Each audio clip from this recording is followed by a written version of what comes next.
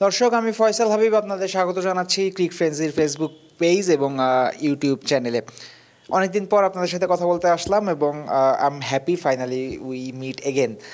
তো যেটা আজকের কথা বলার টপিক হবে সেটা হলো বাংলাদেশ এইচপি ইউনিট, যেই ট্যুর বাংলাদেশ এইচপি ইউনিট দিয়েছিল অস্ট্রেলিয়ায়। প্রায় এক মাসের চেয়েও লম্বা একটা ট্যুরে ছিল বাংলাদেশ এইচপি বা হাই পারফরমেন্স ইউনিট। সেই ট্যুরে 2টা 4 দিনের ম্যাচ, 2টা ওডিআই এবং সব মিলিয়ে 8টা টি20 খেলেছে কিন্তু বাংলাদেশ এইচপি ইউনিট। সো 3 ফরম্যাটের ম্যাচ খেলেছে।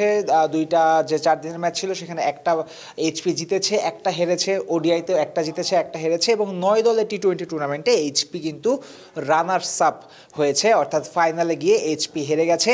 আজকে ফাইনালটা ছিল এবং ফাইনালে অ্যাডিলেড স্ট্রাইকার্স একাডেমি তাদের এগেনস্টে বাংলাদেশ হাই পারফরমেন্স ইউনিট বা এইচপি 32 রানে কিন্তু হেরে গেছে। 169 রানে 170 রানের টার্গেটে 137 পর্যন্ত করতে পেরেছে এইচপি ইউনিট। এই ছিল পুরো ট্যুরের আদ্যপান্ত মোটামুটি।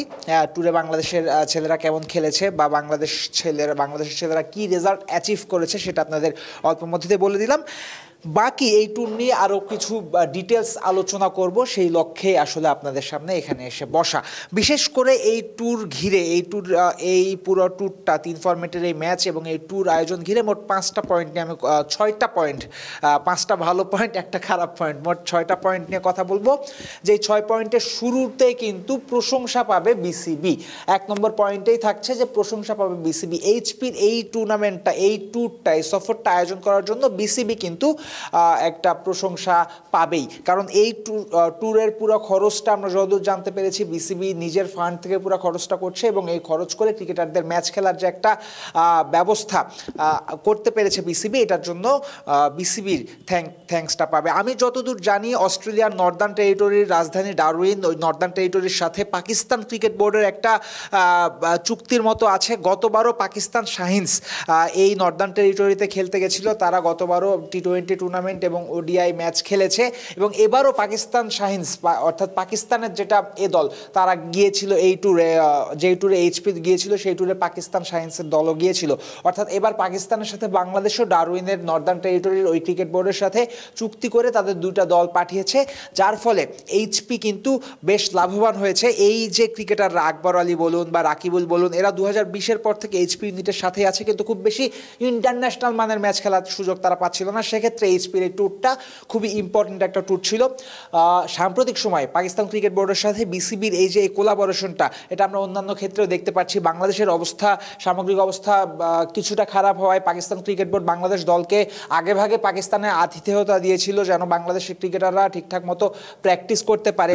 বাংলাদেশ এ দল গেছে পাকিস্তান ট্যুরে, পাকিস্তান এ দলের এগেনস্টে ম্যাচ আছে এবং নর্দার্ন টেরিটরিতেও পিসিবি 2 বোর্ড একই হয়ে যে দল পাঠিয়েছে। আমি আশা করব এই 2 বোর্ডের মধ্যে ভালো বোঝাপড়াটা সামনেও যেন চলমান থাকে। এই এইচপি ট্যুর থেকে যে দ্বিতীয় পয়েন্ট নিয়ে আমি আলোচনা করব, সেই দ্বিতীয় পয়েন্টটা হলো হার না মানার মানসিকতা দেখা গেছে কিন্তু এই ক্রিকেটারগুলোর মধ্যে। এইচপির দল মানেই মূলত একেবারে তরুণ ক্রিকেটাররা হবে। মোস্টলি 23 বছরের নিচে যারা থাকে তাদেরই আমরা এইচপিতে কাউন্ট করা হয়। এইচপি মূলত তরুণদের একটা স্টেজ দেওয়ার, প্ল্যাটফর্ম দেওয়ার একটা জায়গা। সেখানে এই তরুণেরা কিন্তু ভালো ফাইট শো করেছে পুরো ট্যুর জুড়ে। বিশেষ করে প্রথম 4 দিনের ম্যাচটা পাকিস্তান শাহিনসের এগেনস্টে 148 রানে হারার পর দ্বিতীয় 4 দিনের ম্যাচে মাত্র 5 রানের ব্যবধানে কিন্তু বাংলাদেশ এইচপি ম্যাচটা জিতেছিল। অর্থাৎ দ্বিতীয় 4 দিনের ম্যাচটা অনেক টান উত্তেজনাপূর্ণ একটা ম্যাচ হয়েছিল। একসময় মনে হচ্ছিল যে পাকিস্তান শাহিনস ম্যাচটা জিতে যাবে, জয় থেকে মাত্র 6 রান দূরে ছিল পাকিস্তান। সেখান থেকেও যে এইচপি জয়টা ছিনিয়ে এনেছে, ম্যাচ কখনো ছাড়েনি, কখনো হার মানেনি, এই বিষয়টা কিন্তু ভালো পরিলক্ষিত হয়েছে এবং এটা টি20 টুর্নামেন্টও আমরা দেখেছি। টি20তে সেমিফাইনালে যাওয়ার জন্য 3 ওভারে 36 রান লাগতো বাংলাদেশ এইচপির। সেখান থেকে 3 বল বাকি থাকতে কিন্তু 36 রান অ্যাচিভ করে ফেলেছিল এইচপির ক্রিকেটাররা, এইচপির ব্যাটাররা। এবং টি20 টুর্নামেন্টেই পাকিস্তান শাহিনসের এগেনস্টে যে ম্যাচটা ছিল এইচপির, সেই ম্যাচেও 140 ঘরে টার্গেট দিয়ে পাকিস্তানকে একেবারে ইজিলি ম্যাচটা ছেড়ে দেয়নি। শেষ পর্যন্ত এইচপি ম্যাচটায় লড়াই করে গেছিল। এই বিষয়গুলো দেখে ভালো লেগেছে, কারণ এই তরুণদের মধ্যে লড়াই করার যে একটা বাসনা, শেষ পর্যন্ত হার না মানার যে একটা ব্যাপার, সেটা পরিলক্ষিত হয়েছে। এবং এই বয়স থেকে এরকম দৃঢ় মানসিকতা যদি থাকে ক্রিকেটারদের মধ্যে, that's good for their career, that's good for Bangladesh cricket as well.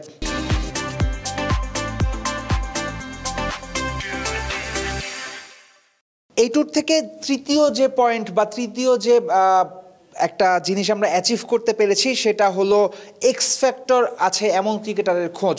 X factor ওয়ালা ক্রিকেটার আপনি কাকে বলবেন? যেসব ক্রিকেটাররা একাই ম্যাচ ঘুরিয়ে দিতে পারবে, একাই আপনাকে ম্যাচ জিতিয়ে দিতে পারবে, একাই যে কোনো মুহূর্তে ম্যাচের মোড় ঘুরিয়ে দিতে পারবে, এই ধরনের ক্রিকেটারকে আপনি এক্স ফ্যাক্টরওয়ালা ক্রিকেটার বলতে পারবেন। এবং এই এইচপি ট্যুরে আমার মনে হয় আমরা অন্তত হলেও দুজন এক্স ফ্যাক্টর ক্রিকেটার খুঁজে পেয়েছি। First of all will be Zishan Alam.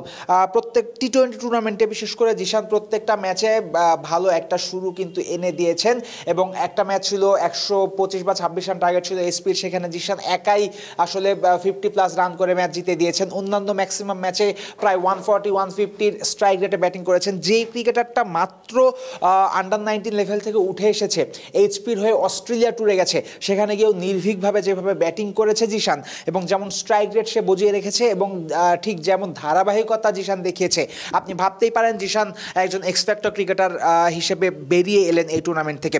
আরও একজন যার কথা বলতে হয় সেটা হলো জিশানেরই বয়সভিত্তিক ক্রিকেটে ক্যাপ্টেন যিনি ছিলেন মাহফুজুর রহমান রাব্বি, তিনিও কিন্তু দারুণ খেলেছেন। বিশেষ করে যেই ম্যাচটা জেতার ফলে বাংলাদেশ দল বাংলাদেশ এইচপি সেমিফাইনালে গেল, সেই ম্যাচটায় যখন 18 বলে 36 রান লাগতো তখন থেকেই রাব্বি একা হাতে ম্যাচটা জিতিয়েছেন।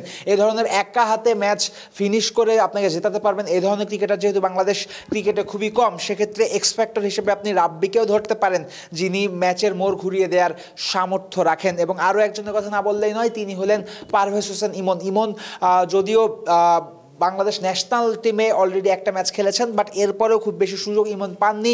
জাতীয় দলের আশেপাশেও শেষ কয়েক বছর ধরে ইমন থাকেননি। সেখান থেকে ইমন এই ট্যুরে গেছেন, 3 ফরম্যাটেই খেলেছেন। টেস্ট 4 দিনের ম্যাচটাতেও খেলেছেন, ওডিআই খেলেছেন, T20 খেলেছেন। অ্যাক্রস দ্য ফরম্যাট কিন্তু ইমন রান করেছেন এবং বিশেষ করে T20-তে যেমন ইন্টেন্ট ইমন শো করেছেন, তাতে আপনি ইমনকেও একটা পোটেনশিয়াল এক্স ফ্যাক্টর দেশের ক্রিকেটে ভাবতে পারেন, যিনি পরিচর্যা পেলে, যিনি সময় এবং সুযোগ পেলে ভবিষ্যতে কিন্তু বিস্ফোরক হয়ে বিস্ফোরিত হতে পারেন। So Emon is another X factor in making in Bangladesh cricket, I would say. 4 number point যেটা আমাদের আলোচনার সেটা হলো যে নিজেদের অস্তিত্বের জানান দেয়া। বেশ কিছু ক্রিকেটার ছিল বা আছে দেশের ক্রিকেটে যারা অনেক প্রতিভার প্রমিস নিয়ে উঠে এসেছিল লাইমলাইটে, যারা অনেক আশার আলো দেখিয়েছিল লাইমলাইটে, কিন্তু তারপরে খুব বেশি ভালো করতে পারেনি। যেমন আপনি উদাহরণ হিসেবে ধরতে পারেন আবু হায়দার রনির কথা। বিপিএলে এক সিজনে রনি এত ভালো করলেন, এত নিখুঁত ইয়র্কার রনি দিচ্ছিলেন, তো তখনই কথা উঠে গেল যে রনিকে জাতীয় দলে আনা হোক। রনিকে জাতীয় দলে আনাও হলো, কিন্তু কোনো এক কারণে রনির জাতীয় দলের ক্যারিয়ারটা খুব বেশি হয়নি এবং দীর্ঘদিন ধরে কিন্তু রনি জাতীয় দলের আশেপাশে নেই। সেখান থেকে গত ডিপিএলে রনি ভালো করলেন, ডিপিএল থেকে এইচপির এই দলটায় সুযোগ পেলেন। বয়স কিন্তু রনির বেশ 27-28 বছর বয়স হয়ে গেছে, এরপরও রনির মধ্যে পোটেনশিয়াল নির্বাচকরা আবিষ্কার করতে পেরেছেন বলেই তাকে এইচপির এই ট্যুরটায় পাঠিয়েছেন এবং এইচপির এই ট্যুরে গিয়ে রনি দেখিয়েছেন যে বয়স কোনো ব্যাপার নয়, রনির মধ্যে এখনও পারফর্ম করার ক্ষুধা আছে, পারফর্ম করার ক্যাপেবিলিটি আছে। আবু হায়দার রনির কথা যেটা না বললেই নয় সেটা হলো যে তিনি ব্যাটিং এবং বোলিং দুই জায়গাতেই উন্নতি করেছেন। ফিল্ডিংটাও কিন্তু রনির ভালো।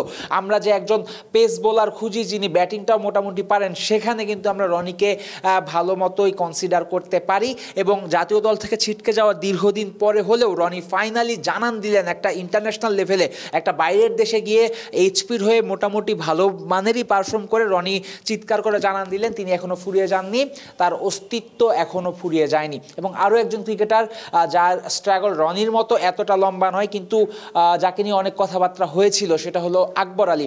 2020 সালে যখন 19কে বিশ্বকাপটা আকবর জেতালেন, তারপর থেকেই আমরা বলছিলাম নেক্সট ক্যাপ্টেন আমরা পেয়ে গেছি, নেক্সট ফিনিশার আমরা পেয়ে গেছি, নেক্সট বিগ থিং ইন দেশে ইন নেশনস ক্রিকেট আমরা পেয়ে গেছি, সেটা আমরা আকবর আলীকে বলছিলাম। কিন্তু আকবরের ব্যাচ থেকে অনেকেই জাতীয় দলে ডেবিউ করে ফেলেছে।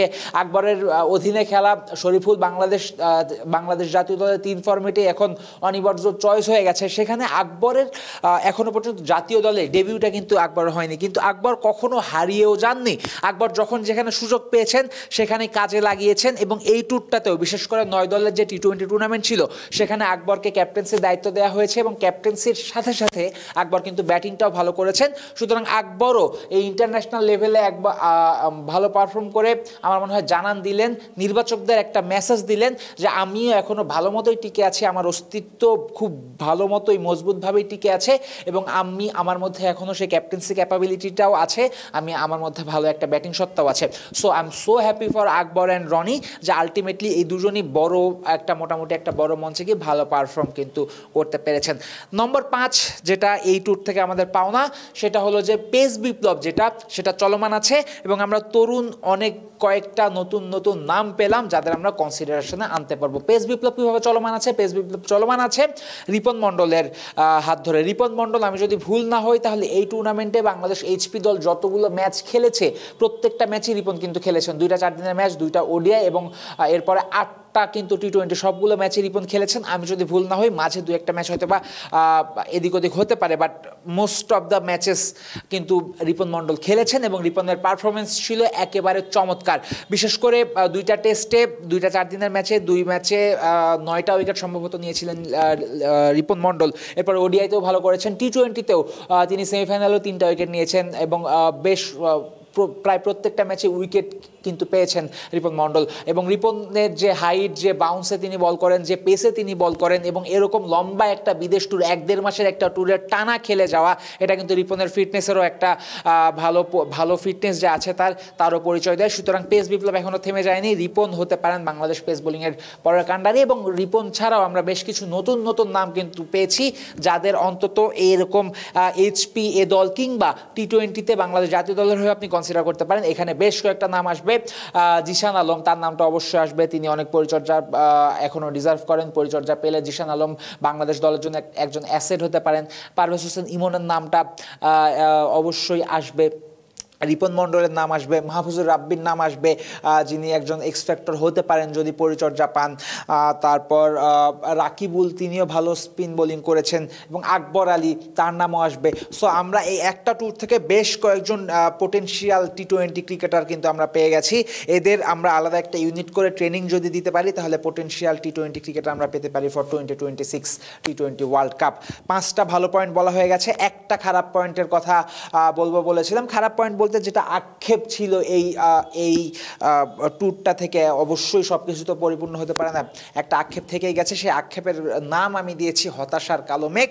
এবং হতাশার কালো মেঘ এই মুহূর্তে কিন্তু উঠছে আফিফ হোসেন ধ্রুবর উপর। আফিফকে 4 দিনের ম্যাচের জন্য পাঠানো হয়নি, স্পেসিফিক্যালি শুধু সাদা বলের 2 ফরম্যাটের ম্যাচের জন্যই অস্ট্রেলিয়ায় পাঠানো হয়েছিল। সেখানে ওডিআই 2টা ম্যাচে আফিফ ক্যাপ্টেনও ছিলেন, ক্যাপ্টেন্সির সাথে সাথে ব্যাট হাতেও কিন্তু আফিফ ফেল করেছিলেন। পরবর্তীতে এই 9 দলের টি20 টুর্নামেন্টও শুরু থেকে আফিফকে খেলানো হয়েছে, শুরু থেকেই ফ্লপ ছিলেন। সেমিফাইনালে ওঠার আগের ম্যাচটা আফিফকে ড্রপ করা হয়েছিল, আরিফুলকে নেওয়া হয়েছিল, আরিফুলও ফ্লপ করেছেন। এরপর সেমিফাইনালে আবার আফিফকে সুযোগ দেওয়া হয়েছিল, ফাইনালে আবার আফিফকে সুযোগ দেওয়া হয়েছিল, কিন্তু আফিফ এই মোট কয়টা ম্যাচ খেলেছেন? 7টা 9টা, 7টা টি20, 2টা ওডিআই, 9 ম্যাচ মিলে একটাও তিনি 50 দেখা পাননি। আমি যদি ভুল না হই 100 রানও ক্রস করেছেন কিনা Afif, that's a matter of doubt এই মুহূর্তে আমার কাছে। সম্ভবত 100 বা 110-এর মতোই রান করেছেন 9 ম্যাচ মিলিয়ে আফিফ। সুতরাং আফিফ ফ্লপ করেছেন। আফিফের মানের আন্তর্জাতিক ক্রিকেটার এই ফরম্যাটে, এরকম একটা টুর্নামেন্টে, এরকম একটা সফরে গিয়ে ফ্লপ করেছেন, এটা আসলে আফিফের জন্য খারাপ, আফিফের ক্যারিয়ারের জন্য খারাপ, বাংলাদেশ ক্রিকেটের জন্য আসলে একটা অ্যালার্মিং ব্যাপার বটে যে এতদিন ধরে যিনি খেলছেন জাতীয় দলে তিনিও কেন এই ধরনের টুর্নামেন্টে গিয়ে ফেল করবেন। এবং একই সাথে তানজিদ হাসান তামিমের কথাও বলতে হয়, তামিমের চেয়ে ভালো পারফর্ম কিন্তু জিশান এবং ইমন করেছেন। সেক্ষেত্রে তামিমের রিল্যাক্স হওয়ার কোনো সুযোগই নেই। যদিও তামিম জাতীয় দলে খেলছেন, এরপরও এরকম খারাপ ফর্ম যদি তামিমের চলমান থাকে সেক্ষেত্রে হয়তো বা জিশান, ইমন এদের কারো কাছেই তামিমের জায়গাটা হারাতে পারে। এই দুজন ক্রিকেটারকে আমি আক্ষেপ বা হতাশা বলতে চাইবো এই টুর্নামেন্ট থেকে। এরা দুইজন আরও ভালো পারফর্ম করতে পারতেন। আদারওয়াইজ বাংলাদেশ হাই পারফরমেন্স ইউনিটের এই Australia tour was a big success for me. এবং আমি আশা করব এই টুর্নামেন্টটা বা এই ধরনের সফর, এই স্পিড সফর বা এ দলের সফর যেন বিসিবি চলমান রাখে। কারণ যারা পাইপলাইনে আছে, যারা এখনও জাতীয় দলে যায়নি, যারা মাত্র বয়সভিত্তিক ক্রিকেটটা পেরিয়ে সামনের দিকে এসেছে, তাদের জন্য ইন্টারন্যাশনাল ট্যুর বেশ ইম্পর্টেন্ট, তাদের এক্সপিরিয়েন্সের জন্য ইম্পর্টেন্ট, তাদের স্কিল বাড়ার জন্য ইম্পর্টেন্ট। তাই বিসিবি যদি এই দিকটায় নজর রাখে যে এইচপি বা এ দলের কোনো ট্যুর যদি চলমান রাখে তাহলে সেটা দেশের ক্রিকেটের জন্য ভালো হবে, এই যে পাইপলাইনের যে ক্রিকেটাররা আছেন তাদের ক্যারিয়ারের জন্যও ভালো হবে। আজকের মতো এখানে শেষ করছি। বাংলাদেশ জাতীয় দলের টেস্ট ম্যাচ, টেস্ট সিরিজ পাকিস্তানের এগেনস্টে সেটা কিন্তু শুরু হবে 21 তারিখে প্রথম টেস্ট। আশা করছি টেস্টের সব নিউজ আপনাদেরকে আমরা ক্রিক ফ্রেন্ডসের মাধ্যমে পৌঁছে দিতে পারবো, এবং দুই টেস্টেই প্রত্যেক ম্যাচ ডেতেই খেলা নিয়ে বিশেষ কোনো আয়োজন নিয়ে যেন আপনাদের সামনে আমরা আসতে পারি, সেই চেষ্টাই আমরা করব। সবাই ভালো থাকবেন, সুস্থ থাকবেন। দেশ বিদেশের ক্রিকেটের সবশেষ খবর পেতে ক্রিক ফ্রেন্ডসের সাথেই থাকবেন।